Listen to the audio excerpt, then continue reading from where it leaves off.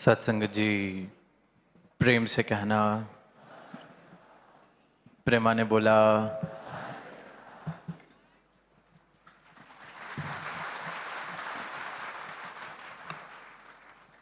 सांगली शहर में ये 59वां 59th महाराष्ट्र का समागम। और जैसे कि बार बार जिक्र हो रहा है कि सद्गुरु का जो ध्यान आ जाए वो पूरा कैसे ना हो ही नहीं सकता कि इनका कुछ ध्यान हो और वो पूरा ना होए। आज जो भी इस समागम में शामिल है, ये नज़ारा देख रहा है, दास को नहीं लगता कि कोई भी कह सकता है कि ऐसा लग रहा है कि यहाँ पहली बार समागम हो रहा होगा। यह इतना विशाल रूप पहली बार इस स्थान पर बना होगा। मानो कि 59 के 59 समागम इसी स्थान पर इसी रूप में होते रहे हों। और ऐसा ही नज़ारा पिछले वर्ष हम सब ने देखा कि पुणे में, उससे पहले नागपुर, उससे पहले जहाँ जहाँ भी ये रहमत आई। तो इसके पीछे कारण क्या है? क्यों ऐसा लग रहा है कि पहली बार नहीं हो रहा? यही शायद होता आया होगा। कारण सिर्फ एक ये कि चाहे शहर मुंबई था, चाहे औरंगाबाद, चाहे पुणे, चाहे आज यहाँ सांगली, उपस्थिति वहाँ सिर्फ और सिर्फ सतगुरु की एक बराबर यही मौजूद। तो ये जहाँ मौजूद हैं, जहाँ ये विराजमान हैं, वहाँ तो नज़ारा हमेशा ही ऐसा बनेगा कि ये थोड़ी कि पहली बार बन रहा है। ये सदगुरु का दरबार, सदगुरु की महफिल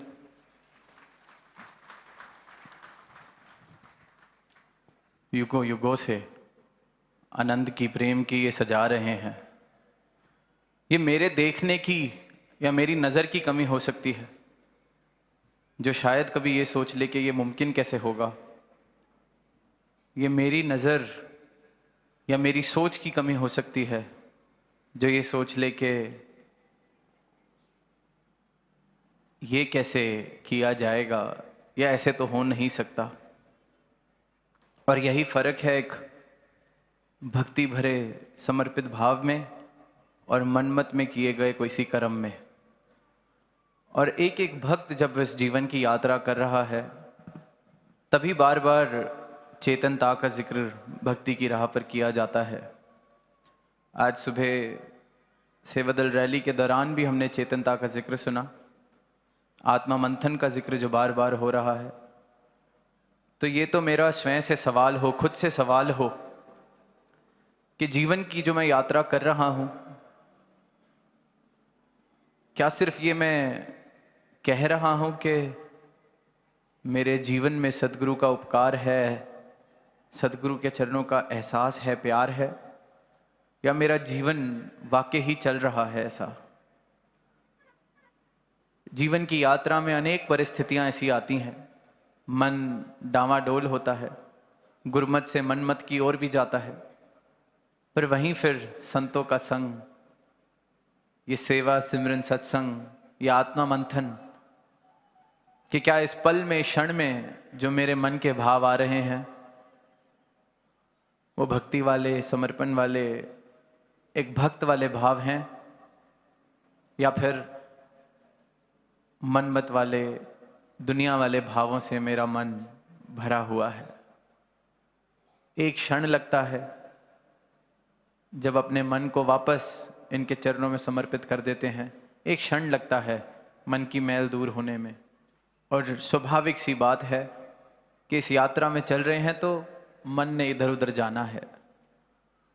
वही फिर बाबा गुरबचन सिंह जी की वो बात कि मन एक बंदर की तरह है, इसका काम है उछल कूद करना, जैसे बंदर को देखते हैं। पर अगर यही मन इसको निरंकार रूपी खंबे के साथ अगर बांध दें, तो ये उछल कूद करके जब थक जाएगा तो वापस अपने खंबे के पास आकर ही आराम करता है। तो मेरे जीवन में ये इस डोर जो मेरे जीवन की है, इनके चरणों में हो, इनके हाथों में हो, निरंकार रूपी खंबे से मेरा मन बंधा रहेगा, तो फिर ज़्यादा दूर नहीं, वापस मैं बार बार यहीं आ जाऊंगा, दूर नहीं जाऊंगा इनके चरणों से। पिछले 2 दिनों से अनेक संतों ने अपने मन के भाव साझा किए।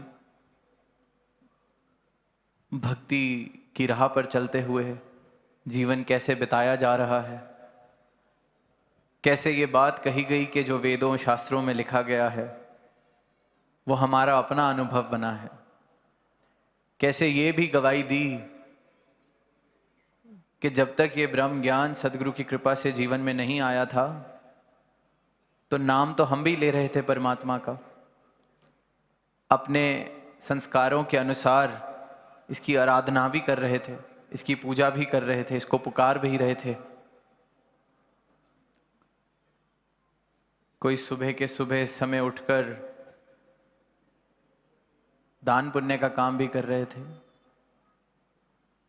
मंदिर में जाकर भी इस परमात्मा को पूज रहे थे अपने अपने तरीकों से।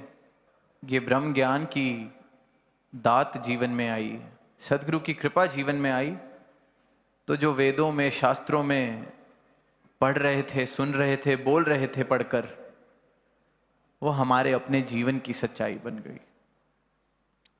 पढ़ते तो थे, श्लोक भी पढ़ते थे, मंत्र भी पढ़ते थे, वेद पुराण भी पढ़ते थे,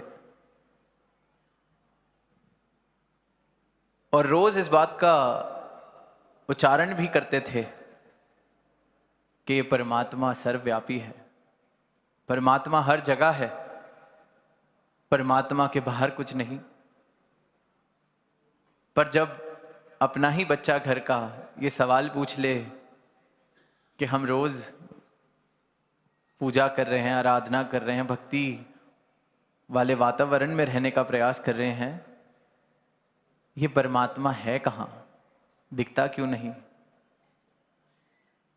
तो हम उस बच्चे की बात हंसकर टाल देते हैं। हम कह देते हैं कि बच्चे ऐसे सवाल करोगे तो यहाँ मन नहीं लगेगा, क्योंकि अपने पास जवाब नहीं है। हमें भी यही पता है कि बस यही करना है।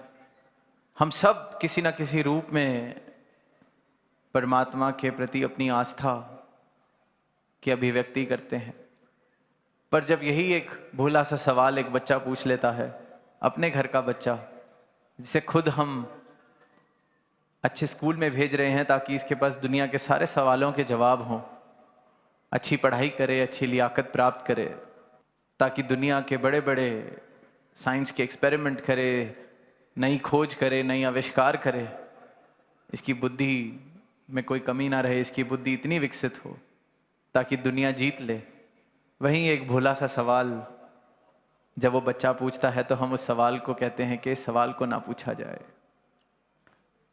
और वो भोली सी अवस्था में जो सवाल पूछा जा रहा है, जब उस सवाल को दबा दिया जाता है क्योंकि जवाब नहीं है किसी के पास, तो फिर वो दबा हुआ सवाल, उसके ऊपर ये संसार की परतें चढ़ती रहती हैं, संसार की जो सुनी सुनाई बातें हैं ये चढ़ती रहती हैं, और फिर वो कहीं भोला सा सवाल गुमसा हो जाता है। पूछना ही छोड़ देते हैं, समझौता कर लेते हैं कि शायद हमारा सवाल ही गलत था। और फिर कभी एक ऐसी घड़ी जीवन में आती है जब इंसान फिर पूछने पे मजबूर हो जाता है, और वही सवाल जो भोला सा के परमात्मा कहाँ है इतना नाम लेते हैं, फिर एक नए रूप से ये सवाल पूछा जाता है। आत्मा मंथन करें, सबके जीवन की ये यात्रा है कि इस जीवन का उद्देश्य क्या है, मेरे जीवन का उद्देश्य क्या है, कौन हूं मैं, क्या मतलब है इस सब का। वही भोला सा सवाल, उस भोलेपन से इस सवाल का भी जैसे कहें कि उम्र बढ़ गई तो सवाल का ढंग बदल गया, जीवन देख लिया, जीवन के अनुभव हो गए, तब उन अनुभवों के कारण उस सवाल का ज़रा ढंग बदल जाता है। पर जवाब यही एक, जो उस बाल अवस्था में मिल जाता तो भी जवाब यही रहना था, या आज किसी भी उम्र के पड़ाव पर मिलता है तो भी जवाब यही हो जाता है, जो पिछले 2 दिनों से हम संतों के भाव श्रवण कर रहे हैं। देखा हमने, कोई उम्र की मोहताजगी नहीं, बाल अवस्था में भी इन सवालों का जवाब दिया गया, जवाब प्राप्त हुआ। क्योंकि युगों युगों से, जब से मानव है तब से इस सवाल का जवाब ये एक सत्य ही है, ये परमात्मा। और जिस जिस मानव के जीवन में ये सच्चाई, ये सत्य, ये बोध आ जाता है, फिर उसे पता लगने लगता है कि जिसे कहीं एक कोने में छुपा रखा था, समझा हुआ था कि कहीं दूर बैठा है, कहीं घड़ी के किसी खास समय में बंद है,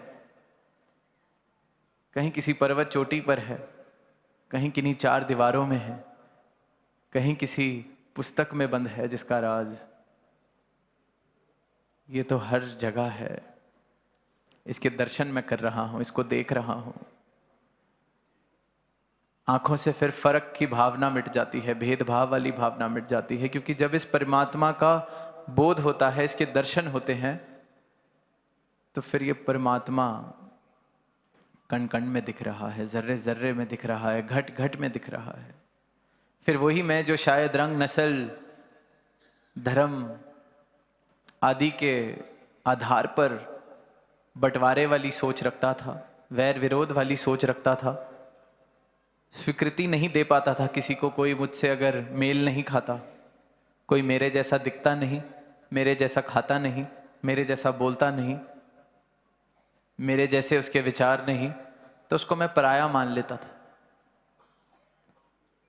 पर वहीं जब अपनी मुझे पहचान मिल गई कि ये सर्वव्यापी परमात्मा, इसी का मैं अंश, जब ये भाव समझ आ गया, जिन्हें आज भी श्रवण किया कि मन तू ज्योत स्वरूप है, जब ये बोध हो गया, जब ये बात समझ आ गई कि मैं तो ये ज्योत हूं, इस परमात्मा का मैं अंश हूं, इसी में से मैं आया हूं, और इसी में से ये सारी ही सारी वसुधा सब आए हैं, जो मुझे दिख रहा है ये सब इस परमात्मा का रूप।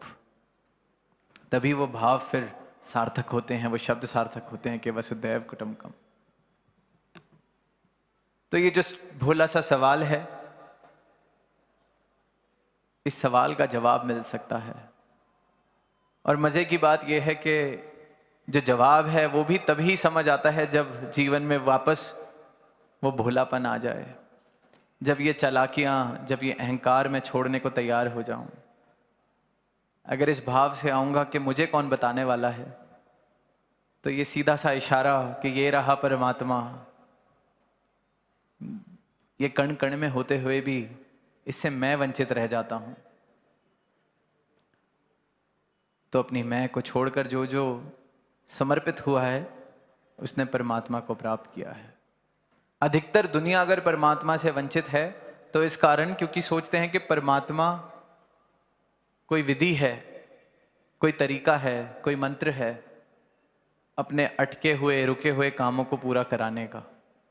इसलिए फिर इंसान भटकता है, एक यहाँ ट्राई किया, वहाँ ट्राई किया, ये ट्राई किया, वो ट्राई किया, कुछ तो काम आएगा, आ भी जाता है, कुछ ना कुछ तुक्का कहीं ना कहीं बैठ भी जाता है। फिर कुछ समय हम उस तरीके के साथ चलते हैं, फिर जब वो तरीका चलना बंद हो जाता है, फिर नया तरीका। क्योंकि इंसान को ये लगता है कि परमात्मा मेरे संसारिक काम आसान करने के लिए, परमात्मा मेरे रुके हुए कामों को पूरा करने के लिए, कहीं घर में जमीन की लड़ाई चल रही है तो वो लड़ाई खत्म हो जाएगी अगर परमात्मा से कोई सेटिंग हो जाए। कहीं वीज़ा नहीं लग रहा है, वीज़ा लग जाएगा। कहीं बिजनेस नहीं ठीक चल रहा तो बिजनेस हो जाएगा। इंसान की यही सोच है। इसलिए फिर जो परमात्मा का सच्चा रूप है, उससे वंचित रह जाता है। क्योंकि परमात्मा की प्राप्ति अगर की जाए तो इस परमात्मा के लिए, प्रेम के लिए, भक्ति के लिए, प्रेमा भक्ति के लिए कि जीवन में जो परिस्थितियां हों, आपका प्रेम मेरे जीवन में बना रहे। और जिस जिस संत ने समर्पित होके इस परमात्मा के साथ प्रेमा भक्ति वाला रिश्ता बनाया है, इसको जानकर, देखकर, मुमकिन ही तभी है। अगर परमात्मा को देखा होगा, जानते होंगे, तभी तो फिर इसके साथ प्रेम हो सकता है। और जब जब जीवन में ये प्रेम स्थापित हुआ है, तो फिर ये दुनियादारी वाले मसले इतने बड़े लगने ही बंद हो जाते हैं, क्योंकि अपनी सच्ची पहचान मिल जाती है।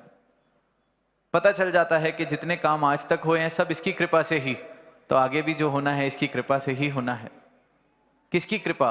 इसकी एक की। फिर भटकन मिट जाती है, दर दर की ठोकरें खत्म हो जाती हैं। 2 दिन पहले बाल प्रदर्शनी में जाने का अवसर मिला, तो वहां एक छोटा सा मॉडल कि एक इत्र की दुकान पर 2 व्यक्ति खड़े हैं। एक ने तो इत्र को अपने ऊपर छिड़का और खुशबू का आनंद ले रहा है, इत्र की महक का आनंद ले रहा है।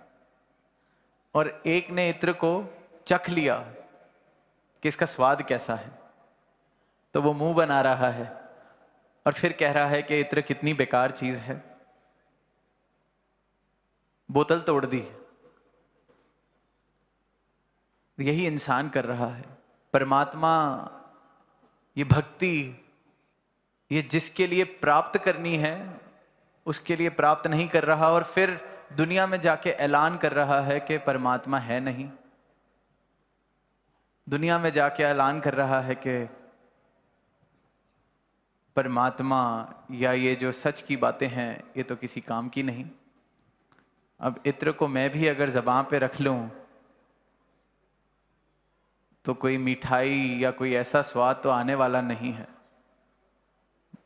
छोटा सा मॉडल पर सारी की सारी मानव जाति की जो दुविधा है उसको दर्शा देता है। जिस चीज को शरीर पर लगाकर उसकी महक का आनंद लेना था, उसका स्वाद लेने का प्रयास किया जा रहा है। वहीं परमात्मा को जानकर इसके साथ रिश्ता स्थापित करना था, इसे जानना था, इसके दर्शन करने थे, अपनी आत्मा का कल्याण करना था। वहां परमात्मा के नाम पर इंसान ने क्या क्या नहीं कर दिया। परमात्मा के नाम पर दंगे, परमात्मा के नाम पर किस किस प्रकार के शोषण, क्या रूप हम देखते हैं। ये तो वही बात है कि इत्र को ज़बान पर लगाया हुआ है। कह रहे हैं कि परमात्मा का नाम लेकर हम देखते हैं कि एक दूसरे का शोषण किया जा रहा है। कि परमात्मा का नाम ही जो लिया जा रहा है वो धार्मिक भावनाओं से नहीं लिया जा रहा, प्रेम की भावना से नहीं लिया जा रहा। क्योंकि ये जो भावना हो, सही मायनों में धार्मिक होना मतलब इस परमात्मा के दर्शन घट घट में करना, हर एक संत में, हर एक इंसान में करना। क्योंकि वो नज़र बदल जाती है। फिर अगर सबके अंदर मैं परमात्मा देख रहा हूं तो शोषण कर कैसे पाऊंगा? कैसे फिर किसी इंसान को मैं दुख दे सकता हूं? ये शिक्षा है सतगुरु की, ये संदेश है सतगुरु का। तो ये इत्र जो है ब्रह्म ज्ञान वाला, इससे जीवन महकाना है, सही मायनों में महकाना है। इसके अपने तौर तरीके नहीं बनाने। कोई इत्र खरीद के सब्जी में तड़का लगाने लग जाएगा तो इत्र की गलती नहीं। ये सच का सौदा है, सच्चाई वाले ही इसे ले सकते हैं। सच का सौदा लेकर भी अगर मैं कहूं कि मैंने व्यापार झूठ का ही करना है, अब अगर जो दुनिया है वहाँ मेहनत करते हैं, माया कमाते हैं, पैसे कमाते हैं, तो वहाँ वो पैसे ही लगते हैं अपना काम पूरा करने के लिए। वहाँ जाकर अगर कोई मुझसे कहे कि क्या मिलता है तुम्हें सेवा करके, क्या मिलता है सत्संग करके, कोई घर की रोटी आ जाती है, राशन आ जाता है। राशन तो जो माया है उससे ही आएगा। ये तो पूछने वाले की अज्ञानता है, क्योंकि उसको लगता है कि ये सौदेबाजी का कोई रिश्ता है, कि कुछ वहां ऐसा मिल रहा हो तो लेने चलें। पर सदगुरु युगों युगों से मानव को जागृत कर रहे हैं। बार बार हमने ये बात भी सुनी कि जो गफलत में सो रहा है इंसान, गफलत में सो रहा है, नाम ले रहा है प्रभु का, पर ये जानता ही नहीं ये नाम लेने से सिर्फ बात नहीं बनने वाली। क्योंकि जब तक नाम लेंगे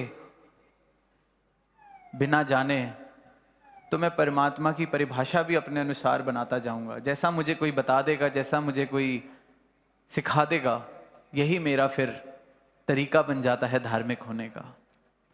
पर सदगुरु दर्शन कराते हैं कि जिस परमात्मा को बार बार आवाज दे रहे हो, जिसकी पूजा कर रहे हो, जिसकी अर्चना कर रहे हो, बहुत मुबारक है, इसके दर्शन भी हो सकते हैं, इसे प्राप्त किया जा सकता है। दास ने कहीं पढ़ा कि एक चोर था, पूरे गांव में कमाल का चोर, चोरी भी करता था पर कोई सबूत नहीं छोड़ता था। तो सबको पता भी था शायद यही चोर है, पर कोई सबूत नहीं होते थे। तो एक दिन रात को अपने किसी मित्र के साथ वो चोर जा रहा था, तो वहीं मंदिर से गुजरे। दोस्त ने कहा, रे रात का समय है, आओ जरा मंदिर में ही देखें क्या चोरी की जा सकती है। तो वो जो चोर था कहता है, पागल है, आज तक पकड़ा ही इसलिए नहीं गया हूं क्योंकि कभी मंदिर से पैसे नहीं चुराए।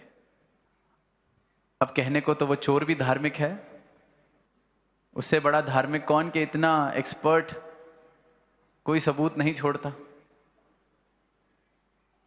धार्मिक है, मंदिर से चोरी नहीं की।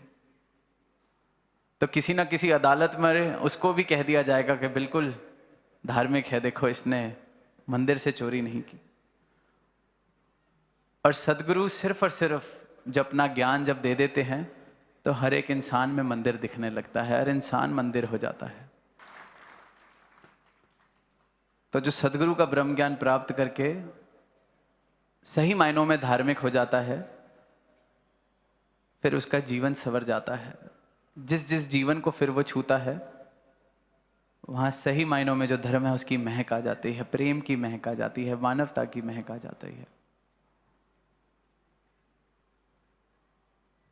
तो अब हमने ये तय करना है कि उस चोर जैसा धार्मिक होना है या सही मायनों में जो धार्मिक है, जिसने इस परमात्मा को देखा है, जो इस परमात्मा को जानकर, देखकर, इससे प्रेम कर कर इस परमात्मा की बनाई हुई सृष्टि से प्रेम कर रहा है, परमात्मा के बनाए हुए एक एक मानव से, एक एक इंसान से प्रेम कर रहा है, क्योंकि सब में परमात्मा का रूप देख रहा है, अपना रूप देख रहा है। तो ही ये सुंदर संसार फिर सही मायनों में सुंदर हो सकता है। और जिस जिसको ये नज़र प्राप्त हुई है उसके जीवन में आनंद ही आनंद है। सोच के देखें, जहाँ देख रहे हैं परमात्मा के दर्शन, जहाँ देख रहे हैं आनंद ही आनंद, जहाँ देख रहे हैं सर वैसे ही झुक जाए कि ये मेरे परमात्मा की बनाई हुई मूर्त। जब नज़रें इस प्रकार हो जाएंगी तो कोई किसी को कैसे दुख पहुंचाए, कैसे कोई किसी का दिल दुखाए। तो वो भाव बहुत मुबारक हैं कि मंदिर से चोरी नहीं की, बहुत मुबारक हैं। अगर कोई उतना भी धार्मिक है तो बहुत मुबारक है, क्योंकि फिर अगली सीढ़ी चढ़नी आसान है। अगर ये पता है मंदिर से चोरी नहीं करनी, वहाँ कुछ गलत नहीं करना, तो जब हर किसी में मंदिर दिखने लगेगा, हर कोई ही मंदिर लगेगा, तो फिर इंसान वो गलत करना बिल्कुल ही छोड़ देगा, क्योंकि उतना धार्मिक तो था कि मंदिर में चोरी नहीं की। और ये नज़र सदगुरु युगों युगों से मानव को देते आए हैं, प्रदान करते आए हैं। और आज भी बात बड़ी साधारण सी, क्योंकि सत्य है, सत्य हमेशा देखने में, सुनने में साधारण, सरल सत्य। सदगुरु कोई भी उलझने वाली, उलझाने वाली बात ही नहीं करते, सबका जीवन सरल कर रहे हैं। मानव ने खुद को ही उलझा रखा है, उलझनों में फंसा रखा है। ये उलझने खत्म कर देते हैं, बंधन काट देते हैं। तो जो जो भी आज यहाँ इनके दर्शन कर रहे हैं, यहाँ संतों का सत्संग कर रहे हैं, संतों का प्रेम प्राप्त कर रहे हैं, यहाँ नज़ारा देख रहे हैं, पहली बार शायद इस नज़ारे को देख रहे हैं, तो बात सिर्फ यही कि इनकी कृपा जीवन में हो जाए, इनका ब्रह्म ज्ञान जीवन में आ जाए, तो हर एक मानव चलता फिरता मंदिर लगने लगता है। तो ऐसी दुनिया हम सब मिलकर बसा सकते हैं। यही अरदास सदगुरु के चरणों से, आप ऐसी कृपा करना, जैसा संसार आप जी चाहते हैं वैसा संसार बनाने में आपके संत अपना योगदान दे सकें। प्रेम से कहना, धन्यवाद।